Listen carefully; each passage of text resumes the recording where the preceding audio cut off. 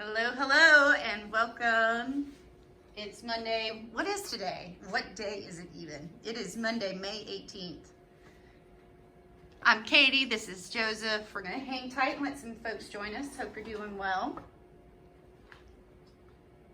I just finished watching a little bit of Mary May's wood carving live stream today. She has a wood carving live stream Monday through Friday at 1 p.m. on Twitch, 1 p.m. Eastern, and she's doing that bust of a woman right now. And she's doing her curls. I'm a little partial to that, but that's been neat to watch. So tune in and watch her. They save her lives over on Twitch too. But yes, you can catch us here Monday, Wednesday, Friday at 2 p.m. Eastern. These are also shared to our feed and our YouTube channel afterwards. So if you have to go, you can always come back and catch up. And then I also have a weekly live stream, Women of Woodworking, on Wednesdays at 7:30 p.m. Eastern. So join us and don't be shy, say hello. What we're doing today, Joseph is gluing up the frame. So we got some action, some high pressure situation. And you're doing it live. That's right. Woo! Yeah. Ready? I'm ready. Are you? Okay. Yes, I'm ready. So we're gonna glue up. Some things I want to mention. I guess I've already taken it all apart. But so I had to make some angled glue blocks, and I did the same when I had to glue up each side. And I used double stick tape, and the double stick tape was really strong, and a couple times it tore out some wood. So today I decided I was going to put some masking tape under, or some painter's tape under it, and see if that helps out. So we'll see. But yeah, gonna make this a thing today. It's a thing. Yeah. So, hello, Dog's Fire Beer. I can't remember his name. Eli. Eli. Hi, Eli. Going out. My encyclopedia of anything natural. It's like, hold on, let me ask him. What's this tree? Hang on, let me ask Eli. Still hadn't figured out what the that plan. what the berries are. I got that app and took my picture, but nobody's responded. So we'll see. I hadn't eaten one yet though, so we'll see.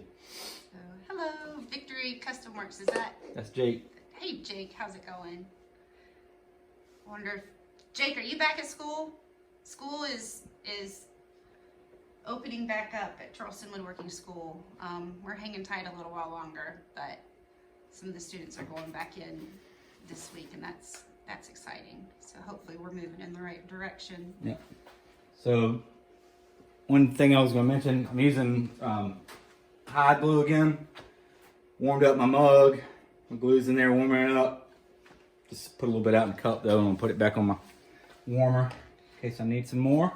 Jake, he said he forgot his mask today.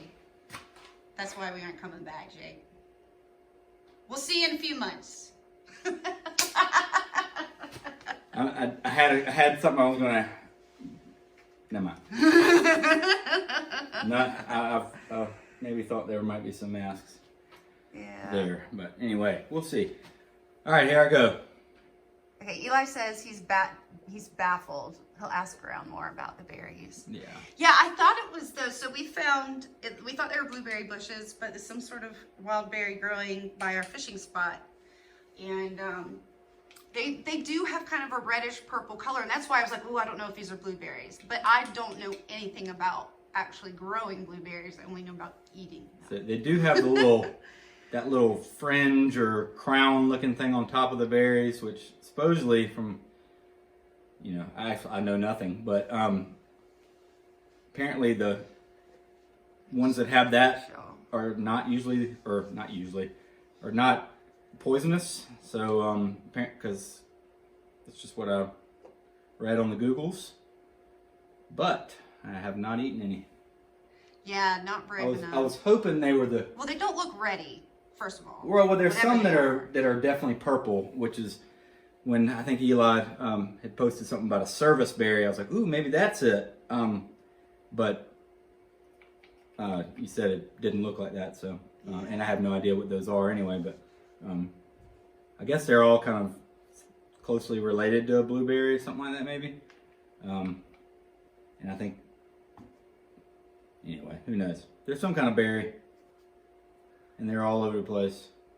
So They I really hope there's are. something we can eat. Yeah, that would be cool. And if not, let's hope our kids don't eat them. Just kidding. Right. Because they sure do look good.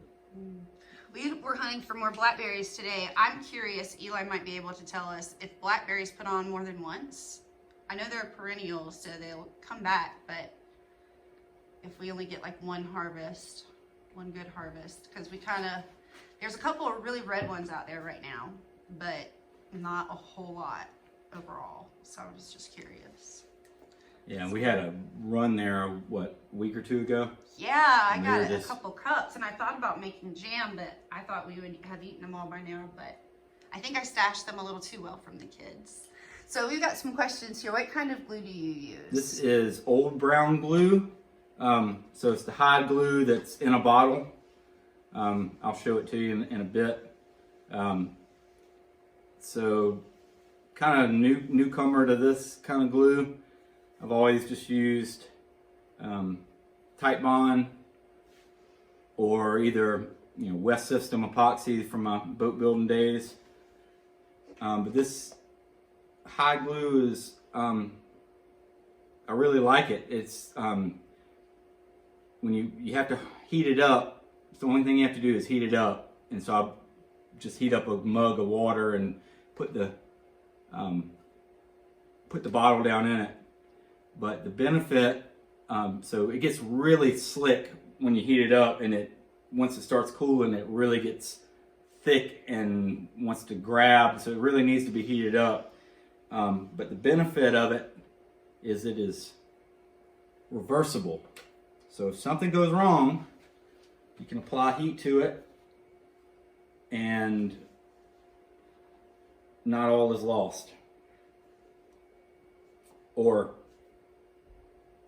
also, it can be repaired, by the next guy. So those are some benefits, which is one of the reasons I really like it. Eli said they can bloom and fruit over a long period for sure. You might get more. Awesome. Yay. Fingers crossed. They've just been really good. Put on a lot this year. So, Anybody else working on anything out there? Getting started on any projects? I feel like the world is kind of opening back up a little bit. It is here in South Carolina. I don't know if that's a good or bad thing, but just curious.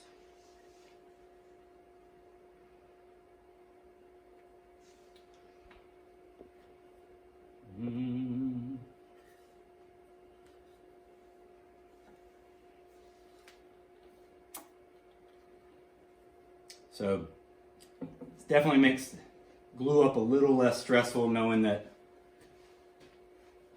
I can. You got some wiggle room. I could fix this if something were to happen. So it is a little bit of a peace of mind, but I'm trying to get it right on the first one. What's interesting is we were talking about the double stick tape earlier, and like how that was not, left a lot of residue and could actually damage your piece. And it's just very interesting to see how different adhesives adhere to different finishes, different types of wood. It's just very interesting. So, and this is just a question for me. Hide glue, is that not necessarily as popular of a?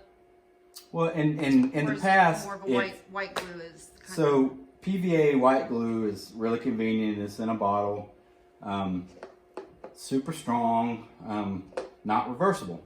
Hide glue has been around for forever. I mean, I think the Egyptians used it. And this does not smell. There is no odor to this. Right. By the way. So traditionally, you needed a. I'm not kidding. At least. Yeah. You might be being up close. No, it's not. I mean, if I stuck my nose in it, it does have a scent, but it's not offensive or anything. But traditionally, you'd have to use a glue pot.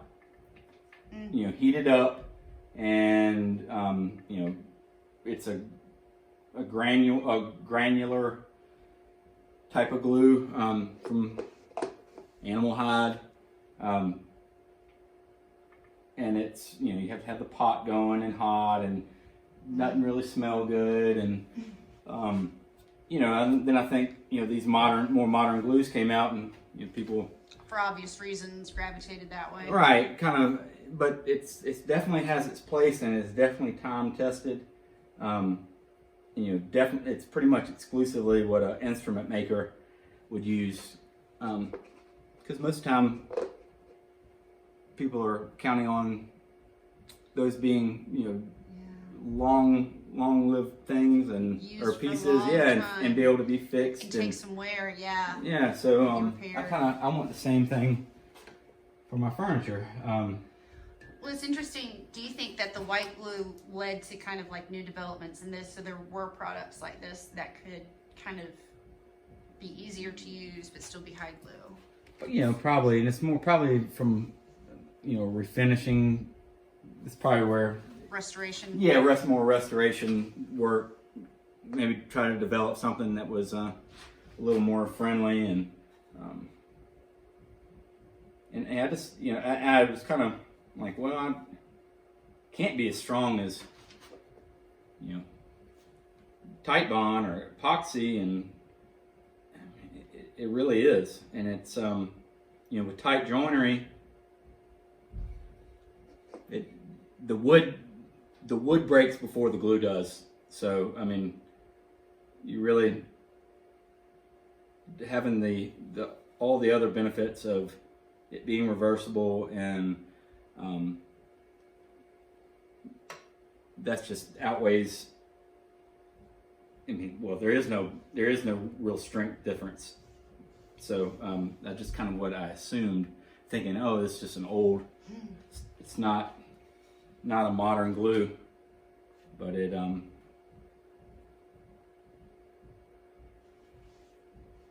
does. It's good. Put that in upside down.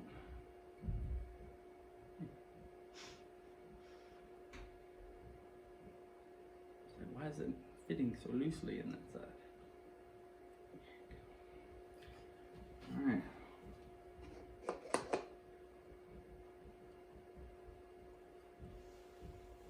Yeah, and so yeah, the brand is called Old Brown Glue. You know, there's some debate on whether it's as good as traditional hide glue, and I couldn't tell you. I haven't used a lot of traditional hide glue, and I'm sure there's. I mean, I've just heard some talk about yay or nay, whether it's the same or whatever, but just from my experience and what I can say about it is I like it. I like the way it works. I like what it's capable of.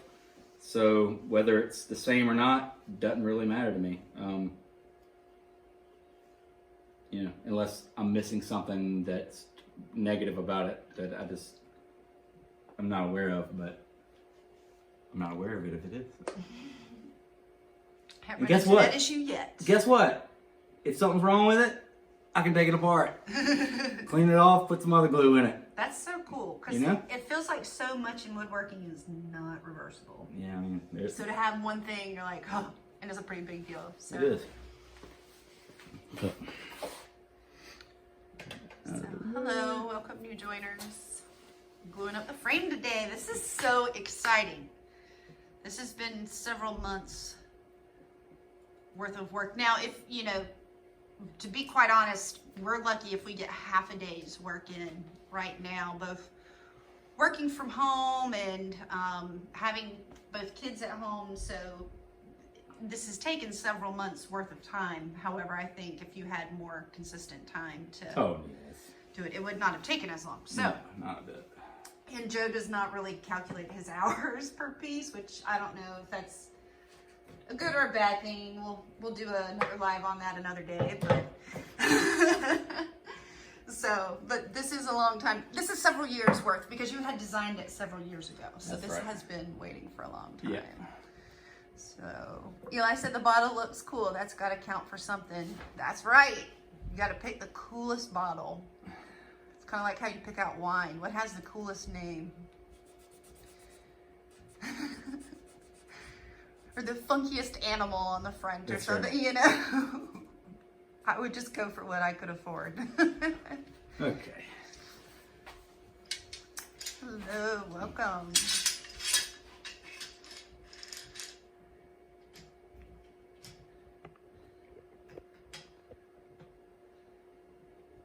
So, yeah. Our intention our last Wednesday Q&A was to talk about kind of style and design. However, you were at a point, it kind of turned into the first coat finishing episode live stream. So maybe this week we'll touch back on the style discussion we talked about on Wednesday. But if you're so close, it's hard to be like, yeah, let's sit down and have a Q&A. It's like, no, let's finish this. Let's wrap it up. So it's like, we can talk about style anytime. But this is now. So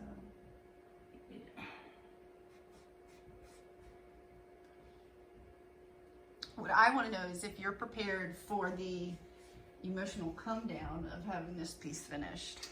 Never. But that's a whole. That is a good discussion. Because that is a very real thing. I'm writing that down. That is a good. Yeah, if you're. I think my students would be really interested in that as well. It's a very real thing. Anybody else have that? Do you like finish a project you've been working on for any amount of time and you kind of are like, oh, what now? What is life? Yeah. Here's the pencil. Oh, that's in something. I'll remember that. But yeah, we did. That reminds me, we had our first social media for makers workshop with the Florida School of Woodworking last Thursday, and it was awesome. We had such a good time. I think I knew I was being ambitious trying to cover as much information as I did, but we got through it and got some great questions and a lot of things for me to look into. I learned from my students, sometimes just as much as I feel like I share information. So that was a lot of fun. I really enjoyed it. I hope we get to do more of those. So it was like a live stream, but there were actually people to look at and engage with, and felt like I, could see people's reactions and interact. It was less just talking to a camera. Hello. Hope y'all are doing well out there. We are expecting some rain this afternoon. We are in, I guess about an hour in off the coast here in South Carolina in the low country. So it's starting to get hot, starting to turn into summer. We're gonna have those daily thunderstorms. That made me think of another great topic for Q&A, wood movement. So how we live in a very, very humid, swampy environment. Like we literally, I kind of go by Black Swamp. That was my jewelry line name for a while, but that's now what all of my art falls under. And that name came from because we live in a black swamp. The water is black. The mud, the dirt is very mineral rich, so it's very dark. There is, if any of y'all have ever seen The Patriot, that was filmed and kind of loosely based on Francis Marion, who is buried near where we live, not too far. But anyways, the humidity is so swampy, and so how wood changes throughout the seasons. Like we are here in a very climate controlled environment where Joseph doesn't mess around with the temperature very much. Like I don't even touch it because I don't want to screw anything up. When we first started out, you were not. And so that was a huge factor, and you had to learn so much about it. I think you're almost like an expert on it at this point. And I think that's something that you would hope every woodworker would consider, but I'm not sure, depending on what you're doing, I guess. Yeah. It's just important to know. Yeah, it's important to know. Like I said, that was kind of by necessity. Learned about it because it was such a factor, and I treat it the same way even now. You had to learn the hard way. Well, it's just I've delivered pieces down in Charleston, and these people, sometimes you think, hey, what's up with this? Well, it's just it's some people are used to it, and then they don't run their air conditioner as much. So I might be 72 degrees in here in the shop. That's and right. I'm taking it. First of all, I have to get it there, so it's like a shock when I take it out. Mm-hmm. So what I'll usually do is, it's in that initial consult. Oh, it's paused. In that initial consult, I'll actually ask what they like to keep their house set. Some people like it really warm. Like, we don't like it really warm in our house. A lot of other people would rather save the money and keep it pretty steamy in their house in the summer. So, but that's a big factor. You know, is it going to be 68 degrees or is it going to be 77? You know, or higher if you're in downtown Charleston. So yeah, I'll ask them what it's going to live at, and then about 2 weeks or so minimum before, I'll put my shop at that and get it kind of acclimated, so it's not such a big shock. And that way, if anything does kind of need to be adjusted, it's here. It's not, you know. Yeah. You have to go back down there, try to fix something on site, or bring it back and deliver it again. And so, and it makes a difference to me in the quality of the piece too. And honestly, there are situations, if you don't account for wood movement, your piece is going to blow up. Right. So that's another factor to consider. So we are just sitting here coming up with all kinds of wood movement is real. Mm-hmm. Some people deny it, but not even joking. It's like the earth is flat. No, it's not. Wood moves. Wood moves. You cannot stop it. Wood be moving. Wood be moving, whether you like it or not. So we'll talk about it another time. But I have. Oh, we're good. We've got a couple of topics now. Yeah, I have something that I go by, a little dial that'll it has the wood species and approximately how much it moves. Yeah, depending on the cut of the wood, flat sawn to quarter sawn to rift sawn. Where you are, how much you expect the relative humidity to change between the seasons, and you can calculate how much that particular species will move. So valuable information to have. Yeah, I mean, Good vital. cheat sheet. I mean, honestly. It's like, I think Chris Beckford said a few weeks ago or something. He's like, when it leaves the shop, I don't want to see it again. And so, if something's going to Colorado, and you're in wherever, northeast somewhere running, anyway, however, if there's a dramatic change in heating and cooling, and the piece is going to move. So you have to be able to account for it, and you don't want something sent back because a panel blew out the door frame or something, and so I guess some people would be like, it's not my problem, but it is. Yeah. It's absolutely. For us, it is. Yeah, I mean. So talk to us about this glue up. I feel like we've been talking about. I'm done. Woodworking. I'm done. I'm done. I don't know what y'all been doing, but I'm done. I love when that happens. I'm just That's awesome. Scouting it out. Yeah, it's looking good. Yeah, so. Looking good. Everything looking good and square and. Yeah. So. Very nice. It's the thing. I'm excited to take pictures. That's where my job comes in. Like, this piece is not spoken for, so it's, we kind of have a little bit of extra time to do what we want with it, but really excited to take some photos with it. And, Yeah. it's been a while.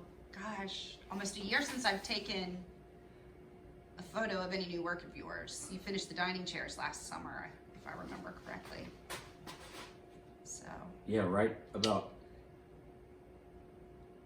Towards the right end of after the the summer. graduation of the school, right? I mean, Yeah, I was taking pictures in there, and that's when we brought the piece. Yeah. So I do notice one of my glue blocks is slid And I can see the Dun, dun, dun, dun. it's fine. The painter's tape has just kind of like been pushed and it slid on the painter's tape. And so it didn't quite work as well as going directly to the wood as far as the block's not moving. Yeah, there was that little bit of... Because I want this clamp centered in this center beam that's getting glued up, and one slid a little bit behind it and one slid about another quarter of an inch. So it's kind of skewing. It could potentially skew things. It seemed to pull tight, but while I'm noticing it, I will see if I can fix that. Yeah, just pulled it. I got these little pads here, sanding pads. Do I have it like this? Can't remember. Can't remember. Just so that middle bar is not going to create a dent I'll have to steam out. Hello, welcome new joiners. Just finishing up the glue up. Whole frame. That's really exciting. Watching it come together piece by piece by piece. This glue is also nice. It's just water cleanup. So is PVA glue, but this one, wipe it off. You can wipe it off or let it dry. So it is. However you feel like doing it. Some people like to wipe it off. Some people like to let it dry and chisel off. I kind of change my mind every now and then about it and just What you feel like doing? whatever I feel like. So that's centered. All right, I think I'm not going to touch it.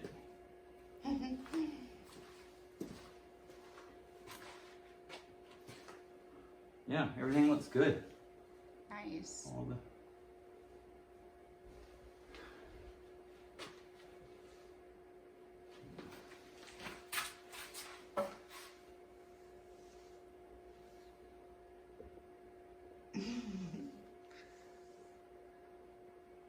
Yep. We call that good. Nice. Awesome. What Yeah, so now if this was a time where I messed up something and this was turned upside down, instead of a huge panic because the yellow or wood glue or white yellow glue, PVA glue would be pretty tacky by now. I would be rushing to not only pry this apart but the bottom apart.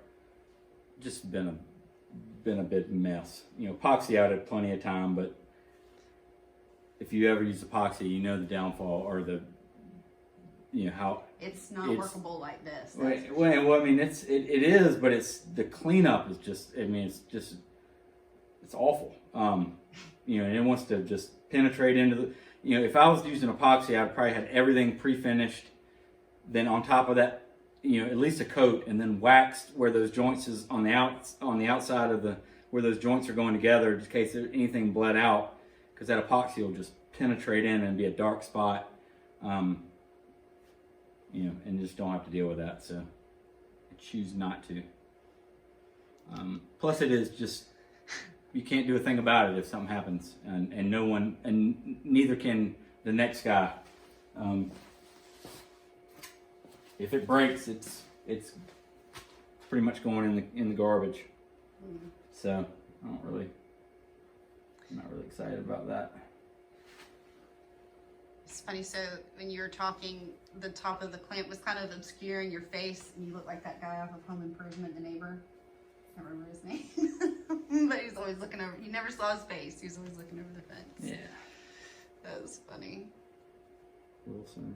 Yeah, that's what I thought it was. But then I was like, am I confusing that with something else? With Castaway? Wilson! Lord have mercy. All right. Nice work. Well, we will be back Wednesday at 2 p.m. Eastern, either doing a Q&A or you'll be chugging along on this. So we'll see how far along you get and what we feel like doing. There you go. But we're here Monday, Wednesday, Friday, 2 p.m. Eastern, and these are also saved to our feed and to YouTube. Don't miss Mary May at 1 p.m. Eastern on Twitch for some wood carving, and join me on Wednesdays at 7:30 p.m. Eastern over on Women of Woodworking. All right, until Wednesday, y'all take care.